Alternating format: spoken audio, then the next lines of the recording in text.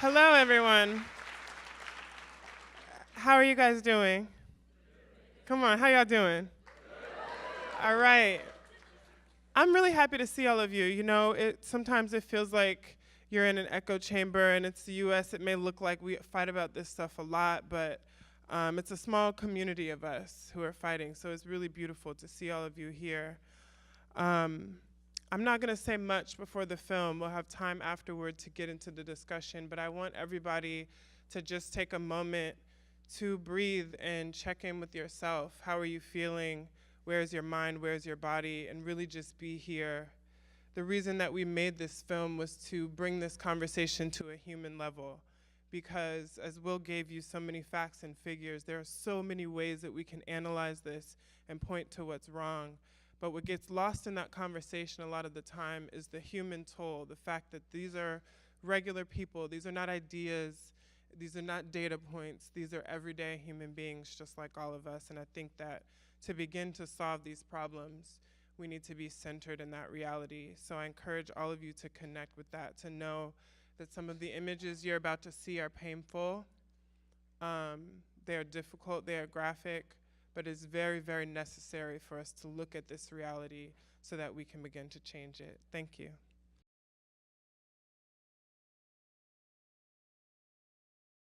I was pre-med before I started this film. I was studying to be a doctor. I had taken the MCAT, and I was pretty miserable, to be honest, but it felt like something that I needed to do to make my family proud, to have something secure for my life. And when this happened, I went to St. Louis. I was actually going to try to start a public health study. I was thinking I would move from medicine to public health. And I wanted to show that people and police facing off every day was going to cause long-term trauma in this community. So I had typed up these questionnaires, you know, how are you sleeping, how are you feeling, depression, anxiety. And I got out there and I realized you can't really do that kind of survey in this kind of environment. So put those back in the trunk. I was with my director of photography, Lucas, and he started rolling. I started asking questions, and after the first interview that we did, we realized that this was something that needed to be documented on film, that this was a story that really had to be told. So it was a very, very organic process. From there, we just met all of the right people. Damon was really, really respected in his community. He wishes he could be here, but he's a really well-respected visual artist with work in the Smithsonian Museum. He's also a musician who runs a record label. So as I'm asking around about who can I work with who's from the community, who knows the context, people kept saying his name over and over and over again, and we finally got connected, and you know, the rest is history. This was a great movie. I just wanted to mention that to you. I think it's really important. And I remember there's a great quote from Martin Luther King who says, riots is the voice of the unheard. And I feel your movie is representing that actually. And I guess lots of people are wondering, you know, do you have any updates with what's going on, especially with Brittany Farrell, who was arrested on the highway, all these different characters that you had in the movie, what's going on with them? Because I know some of them started some organization, and it'd be nice to know what's going on in their life right now. Mm-hmm. So Brittany, she was eventually acquitted, so she's not facing time for the highway action. She has probation, so she has to stay out of any kind of trouble. David, who was the one cop watching, he continues to tour the country, teaching people, training people how to cop watch. The community of St. Louis is still facing these issues. This is not something that has gone away just because we made this documentary or just because they protested. People are still protesting on a daily basis, hundreds of people going into the street because they continue to have police violence. And their goal right now is to use the protests to force police to work overtime and tax the budgets of their city and try to, you know, put pressure on them to make systemic change. Kayla continues to work in local politics. She hosted the mayoral debates. They endorsed a candidate. Their candidate didn't win, but she lost by only about 400 votes. There is someone who's in the movement is now a senator. I mean, he's a guy with like teardrop tattoo on his face, and he's a state representative. Got a 19-year-old alderman. So people in St. Louis are still working. They're still engaged, and they're working hyper-locally, which I think is a great example for all of us, because there's no magic bullet. There's no one thing that's going to come and turn this around immediately. This is long-term work, and the folks in the city are really committed to doing that. And before this movie, because every movie that you do, you know, it has an impact on you, you know, and just the fact that you were so often in Ferguson, seeing all these activists taking part in this movement, did it transform the way that yourself are doing your activist work and the different issues that you tackle? Yes, absolutely. It transformed me in a lot of ways. In one way, I've become a lot more cynical because I've seen and looked into the eyes of the people who participate in this system, and it's not just stupidity, it's not just ignorance, it's not just that they don't understand. There are people who are really, really committed to white supremacy as an ideology and as a power structure. And I think that for a long time I sort of had this belief that I think a lot of people have, which is that, oh, if we could just educate them, if we could just convince them. And so the stakes have changed a little bit for me when I understand that there's an opposition that has their own analysis, their own politics, their own movement, and they genuinely simply do not respect my right to be alive. And so, you know, that changes the stakes a little bit, and I've lost a lot of fear. I'm really grateful to the people of St. Louis because it's like nowhere else I've ever been. People have this really immediate connection to reality where a lot of the things that we do to rationalize and sort of soothe ourselves and put a distance between ourselves and what's going on, that's not so much the culture there. It's really natural for people to call out and identify exactly what's happening. And I think I've adopted some of that, and I've become a lot more direct and a lot more connected to my own life and my own world and a lot more fearless. So I really feel, I do feel like I've transformed as a person, and I feel like I will always owe a debt for this city for teaching me how to engage, how to be here, how to make sacrifice, how to believe that I have the power to make a difference. And this...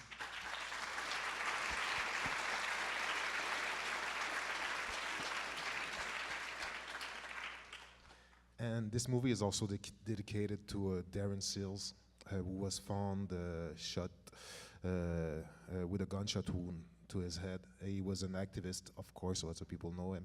And just a year afterwards, there was also Edward Crawford, who was also another activist from Ferguson, who was found dead in similar situation. And I know lots of people are asking the question, is there some conspiracy theory regarding what's happening? But the question I'd like to ask you, you know, we are never talking about, you know, the pressure there's on activists and mental health issues also. What do you think about that situation, and how come it's something, I know it's something that's very important about, that you really like to tackle, but what do you think of that? You know, should we be discussing about that? There's so much weight, so much pressure on activists. What should we do about it?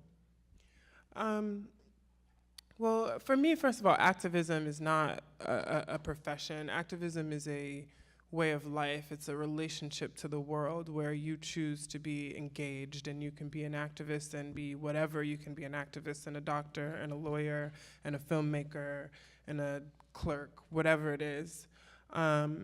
And I think there is a lot of pressure on, there's a lot of pressure on all of us, honestly. I think that we live in societies and worlds that have not been set up to be conducive to human life and to love and to prosperity and to health. And mental health, I think, is at the heart of all of this, because I think that what's happening is we're passing down trauma, we're passing down traumatic ways of relating to each other. And when you wake up, when you sort of swallow that pill and you see what's really going on in the world, that pressure just intensifies, because now you're at odds with your entire society, and now you see what is going on, and now you feel there's no way that you can fit in, but it's very, very difficult to survive outside of the structure. And it's a huge challenge. It's something that I think will always be a part of my work.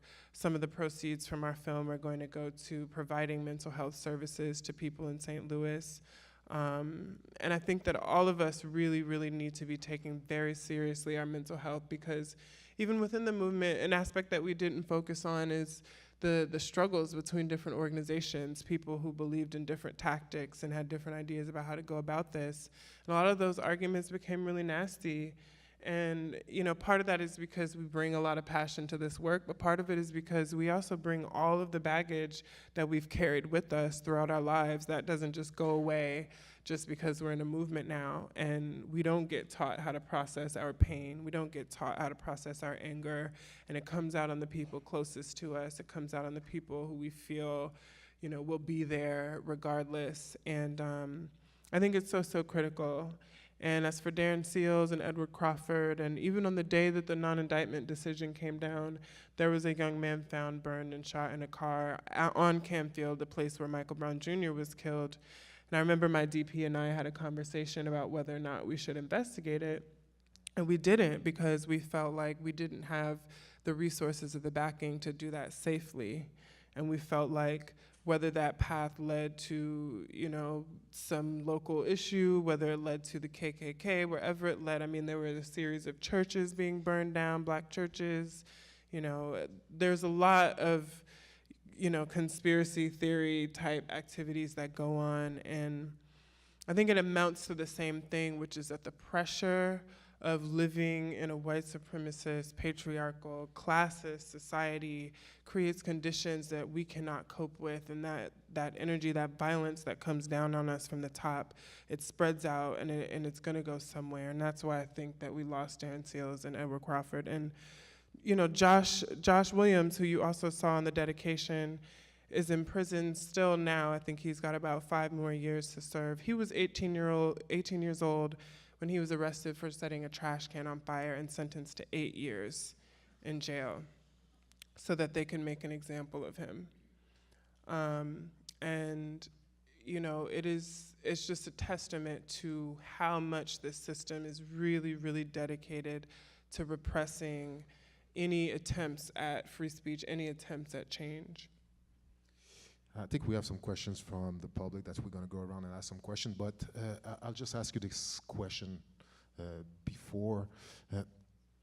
Doing a movie, because you're directing with somebody else also that was from Ferguson as well, was that difficult, or I shouldn't say difficult, but how important was it to put a black feminist perspective on that movie? Because I guess for me, I've seen it in the movie, but I'm just curious to see how you express that in your documentary. That's a really interesting question. When I started this movie, I don't know if I would have called myself a feminist, not because I wasn't completely on board with the idea, but because, I had some of the same kind of reservations. Oh, it's divisive, the rhetoric, and, I'm my own individual person. And I didn't go through this film thinking about how to put a black feminist lens on it. I just went centered in the reality that I've always known to be true, which is that wherever anything is happening, women are making it happen.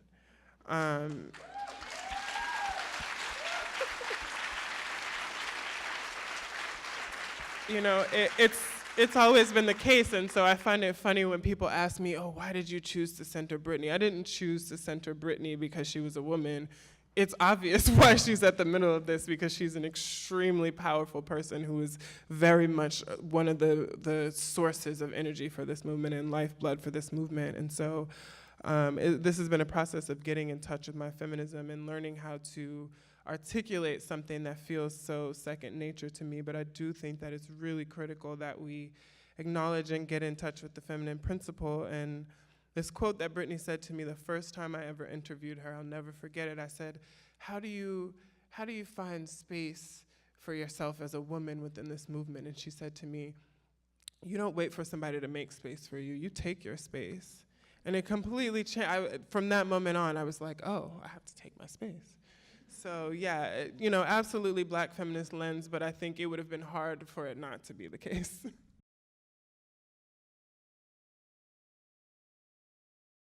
So as far as black police officers, so my co-director has police officers in his family, and what he'll always say is, when that order comes down to tear gas somebody, that person is going to follow their orders at the end of the day, because this isn't something that's about individuals. This is about a systemic issue, and it's not the everyday police officer. They're part of the problem, they're a cog in the wheel, but they are the hammer that someone is wielding. And so that footage, I think, with the African-American woman who nearly cries, it's really powerful, because I think just that moment, you see all of that tension. She's got kids. She's just trying to feed them, and that she knows that this is wrong. And I interviewed the mayor of Ferguson twice. I interviewed the police chief. I spoke with Black police off the record, and I wasn't able to find anyone who could speak on record and from a human perspective. And it felt like it would have been disingenuous to put a police officer giving this kind of spun rhetoric, giving these talking points and doing this. They're very adept at evading answering the question and making it seem like we're all on the same page. And all of these people were giving us such raw human emotion. So that's why they didn't ultimately make the cut. I would have loved to have a Black police officer speak on that experience, but they don't have the latitude to. You can't break that silence. There's a very, very strong culture of policing that keeps people participating.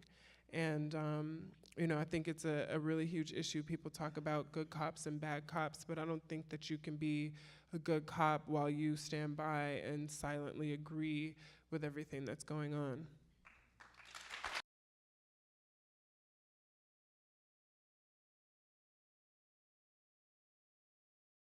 So we're going through our own wave of legalization of marijuana in the United States, and I've been watching it happen over the past 5 years or so.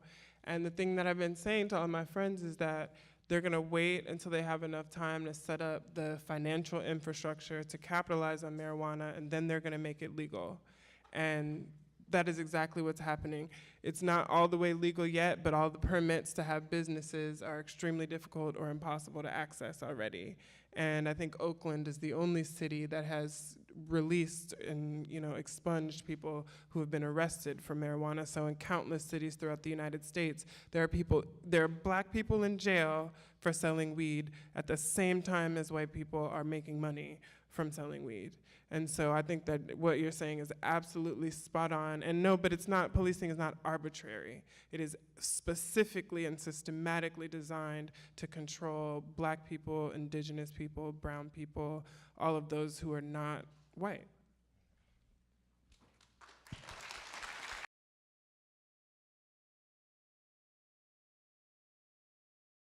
I'm glad you asked the question, but I can't answer it. And I think the reason maybe you've been shy to ask it is because you know in your heart that it's not my job to tell you.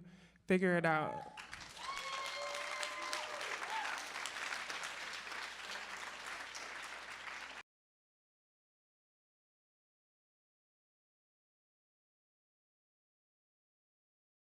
I never have, now that you say that, I never have actually understood the laughter response, but I don't automatically take it negatively, because I think there is something so absurd about what's going on.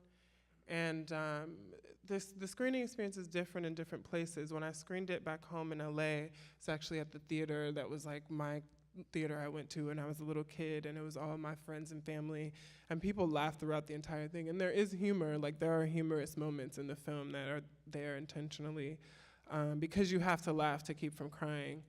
And so I like to think that that laugh is not a ha-ha, that's funny laugh, but a like how, absurd that after all of this reality, you could still be giving this line about you can't be. But no, I do think though that it shows how separated we really are, and how psychologically segregated that we are, and how we live in completely separate worlds, to the point where, I've screened this film in South Africa, in Cape Town, and Black organizers came, and I'm able to have a more comfortable conversation with Black people in Cape Town than I can have with white people from upstate New York. And I think it shows just how global white supremacy is. It's not confined to borders. even though that we're confined to borders. And I think it shows the importance of us having these cross-cultural conversations. And I think it shows the importance of letting Black people lead, because in the time that it will take for us as Black people to help white people figure out what it is that we know so that white people can maintain their leadership and solve the problem for us, it's gonna be too late. And so I think that divide just shows them why we need to step back and accept Black leadership.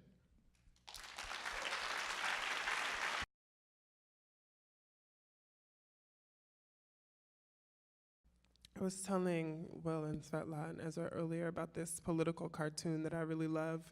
And it's a platform, a wooden platform, and one edge of it hangs over the side of the cliff. And on one end, there are a whole group of people, an audience, and on the other end, and that's hanging over, there's a podium with a politician speaking. And I think that's the situation that we find ourselves in, that if we walk off of that platform, they fall over the cliff. And so I'm hoping that, as terrible as this administration is, and people are suffering under it, and white supremacists are being emboldened under it, and we're gonna have to deal with the consequences of that, but I'm hoping that we realize that it is our responsibility to dictate the direction and the structure of our society. We do not have the luxury of allowing a small group of people to do that for us.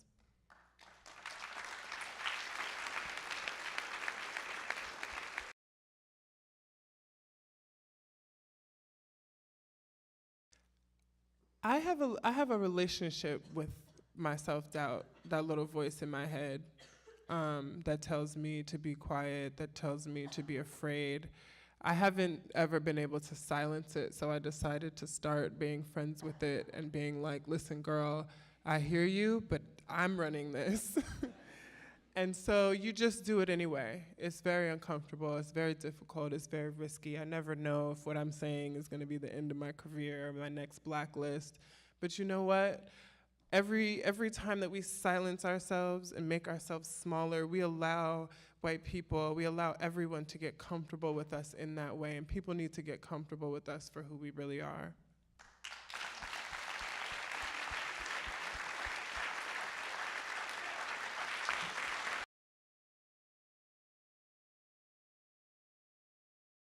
This film is about love, and it may not seem like that on first glance, but that's what it's really, really about, because that's where any of the energy comes from, is love for one another, love for people who haven't even been born yet, love for people who sacrificed for us. But it's hard, it does take a toll, and I'm only a human being. None of us can withstand this kind of thing day in and day out constantly. And so I have gotten myself into therapy so that I can figure out a way to process this anger, because there's no real outlet for this frustration. Earlier this month, Brittany and I hosted the first of what's gonna be a monthly healing space. We came together, we brought Black folks together, and we read Audre Lorde and bell hooks and did yoga and ate food and talked to each other about the things that we know about how to get through this and about, the ancestral tactics that we've lost. I think looking to our ancestors, the people who've come before us, because this isn't new, and they have found those strategies and ways to work through this. And it just makes you feel like you're not so alone too, when you look back and realize that you're not the first person to have gone through this. Recently I've realized that self-care and self-soothing are not the same thing. And so, it can be great to go get that manicure, it can be great to go get that drink with your girls, and do that, but that's rest and that's soothing. But care involves work. And so for me, it's been a process of becoming disciplined about my meditation, becoming disciplined about my yoga, disciplined about my downtime, my writing, my time with my family, the time that I need to interrogate myself and what is the harm and the toxins that I'm bringing into spaces. It's hard work. It's not just spa day work, and Brittany too has also taken great strides. She stopped using the medication and started using more natural and holistic tools to deal with her mental health. But it's a full-time job. You cannot bring more to a movement, to a group, to a cause than you're bringing to yourself, and that's something that I had to realize, because this process did break me down a lot. My body, my mind, my health, crying, all kinds of anxiety, all the things that you can imagine, all the PTSD that I thought the community might be facing, I was dealing with. And so I don't want to sugarcoat this to make it seem like you do something like this and you just come out, happier than ever. This entire year for me, in between doing these conversations, has been figuring out real strategies for how I'm going to maintain my sanity and my wholeness.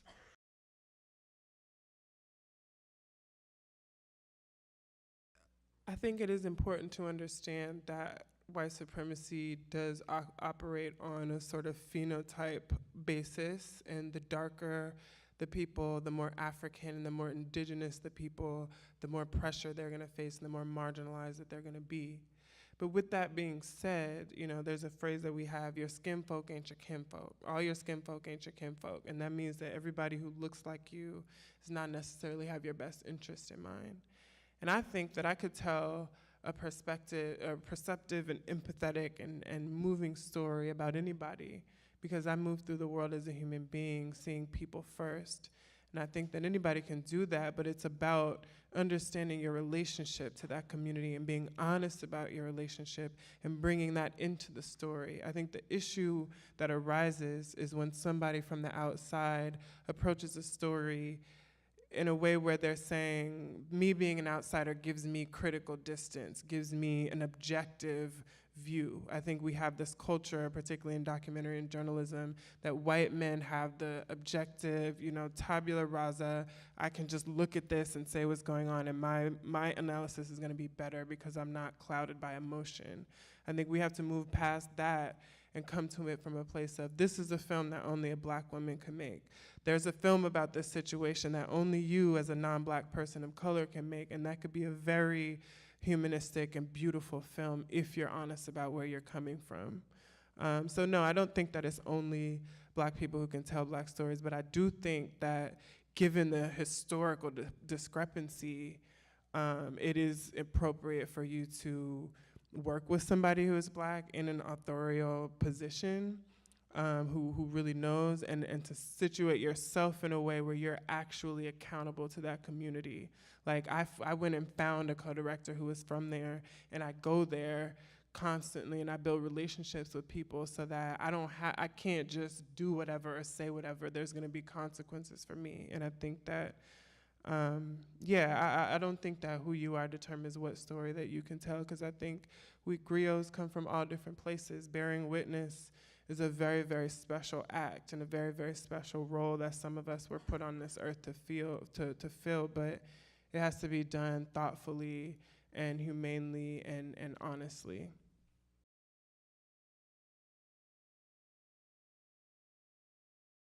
So there's a Books and Breakfast program that was in a longer version of the film, and will be actually in some of the bonus features on the DVD if you want to get it. Comes out November 15th. Books and Breakfast is something that was started by the Black Panthers, and it's spread now worldwide. And so every month they come in, they bring books, they feed people.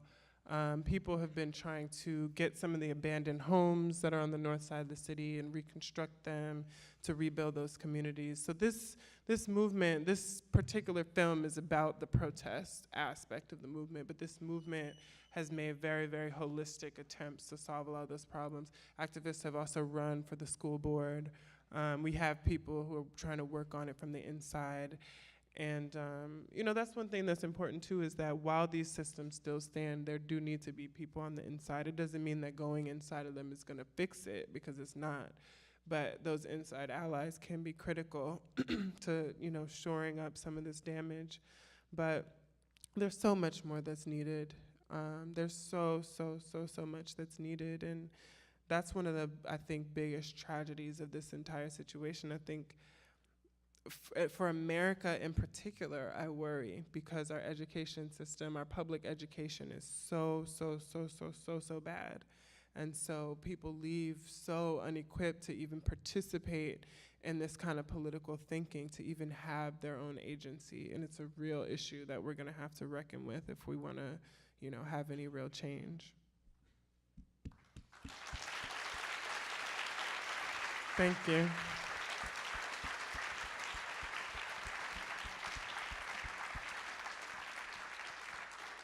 On behalf of Cinema Politica, we would like to thank you for blessing us with your wisdom, blessing us with your great movie. And Thank you, everybody.